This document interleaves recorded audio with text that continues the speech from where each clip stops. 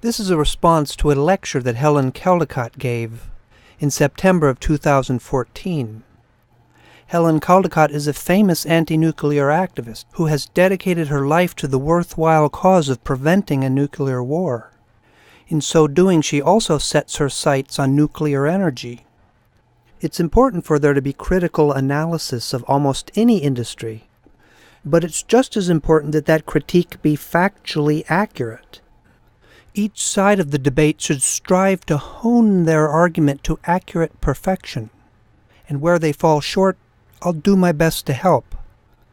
And on that score, let's proceed to correct some major errors in Caldicott's speech.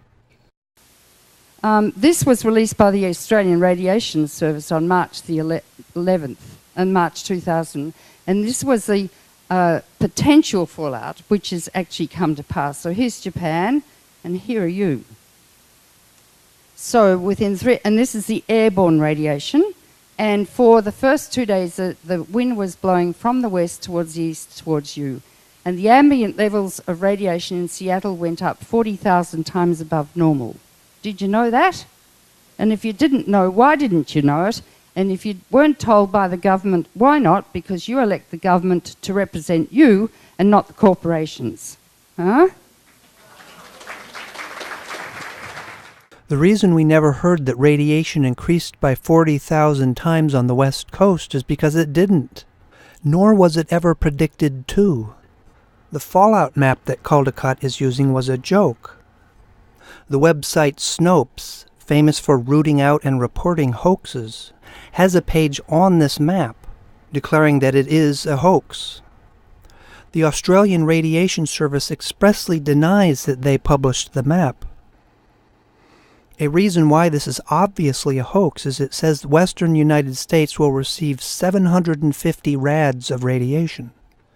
However, it only takes between 250 and 400 rads to kill 50% of the people exposed.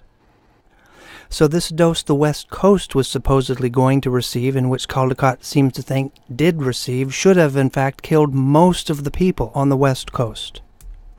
This hoax fallout map was spread around within hours of the disaster, and was debunked within a few days. And yet here it is, almost 4 years later, being reintroduced back into the public discourse, and by a prominent speaker.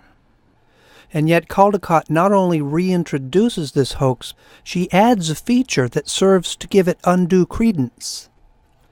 Notice that she said this is the fallout that was predicted and that came to pass. And this was the potential fallout, which has actually come to pass. When this hoax map was released within hours of the disaster, it was presented as a prediction for fallout over the next 10 days. So if you fell for this hoax, that's the most that you could say, that this is what was predicted. And yet Caldicott adds that it was not only predicted, but it came to pass. In other words, it was confirmed. Yet that is something that she cannot possibly know, because it was never confirmed. It never happened. What people don't know is that Tokyo got a very, very high fallout because it rained.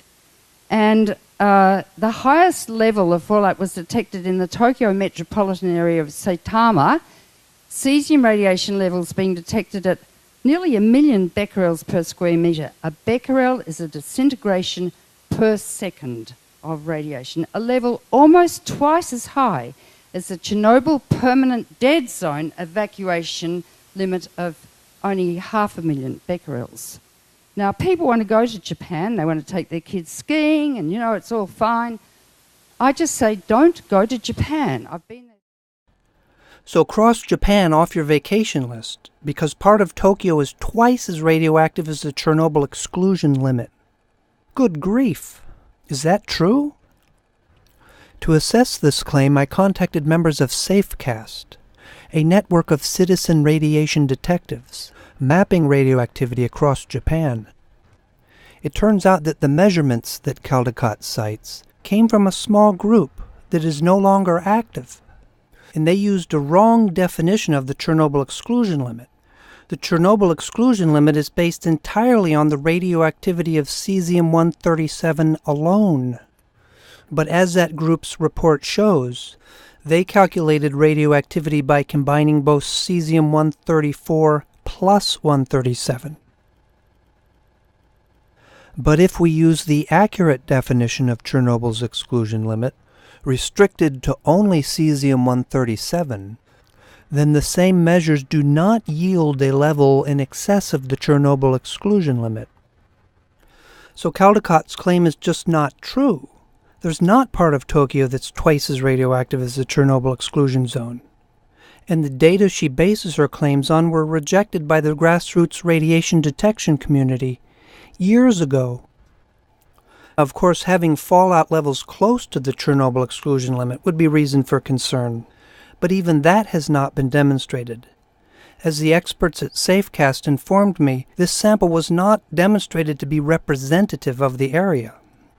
So while the efforts of the group that collected the sample may have been well-meaning, the bottom line is that the data Caldicott presented is junk. I just say don't go to Japan. I've been there 3 times. You don't know what you're eating. You don't know where the fish is sourced. You don't know if you're eating rice from Fukushima, which they're actively growing now. If it's very radioactive, they dilute it with non-radioactive rice. But the solution to pollution by dilution is fallacious when it comes to radiation because it reconcentrates back in your body. Okay? That is one of the strangest things I hear among anti-nuclear activists, that you can't dilute nuclear fallout. It's an ultimately supernatural concept that induces an incredible amount of unnecessary fear, which is to say radiophobia. And Caldicott makes this claim boilerplate style, as we can see in this interview. The solution to pollution by dilution is fallacious when it comes to radiation because, as I've explained, the food chain reconcentrates back the radioactive elements. But the solution to pollution by dilution is fallacious when it comes to radiation because it reconcentrates back in your body. The argument that Caldicott would like to be true is that the process of bioaccumulation, which increases the concentration of pollutants inside versus outside an organism, is sufficient to reverse the dilution of radionuclides in the environment. So now let's acquaint ourselves with reality.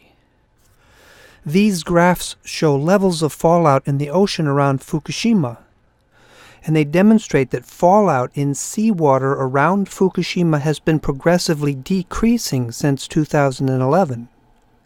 In other words, the fallout is diluting, which is to say its parts per million are decreasing. These graphs in turn show the levels of fallout in fish in Japanese waters. These levels have also been decreasing since 2011. These 2 graphs are from a study just published. The graph on the left shows the decrease of fallout in seawater, and the graph on the right shows a decrease in fallout in fish, in both cases in Japanese waters. What these data show is that external dilution of fallout corresponds with a decrease in internal fallout. In other words, bioaccumulation is not reversing the effects of dilution. So Caldicott's claim is obviously falsified. Dilution does reduce the concentration of fallout in biological systems.